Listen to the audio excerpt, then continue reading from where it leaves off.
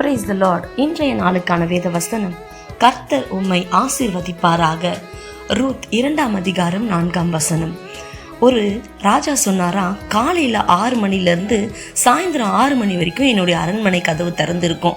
அதில் இருக்கிற பொருட்கள் உங்களுக்கு யாருக்கெல்லாம் என்னென்ன வேணுமோ நீங்கள் தாராளமாக எடுத்துக்கலாம் அப்படின்னு சொன்னது தான் தாமதம்.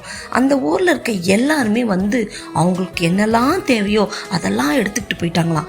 ஒரே ஒரு குட்டி பையன் காலையில் 6 மணிக்கே வந்துட்டானா, ஆனால் அவன் சாயந்தரம் 5:55 வரைக்கும் எதையுமே எடுக்கலையாம்.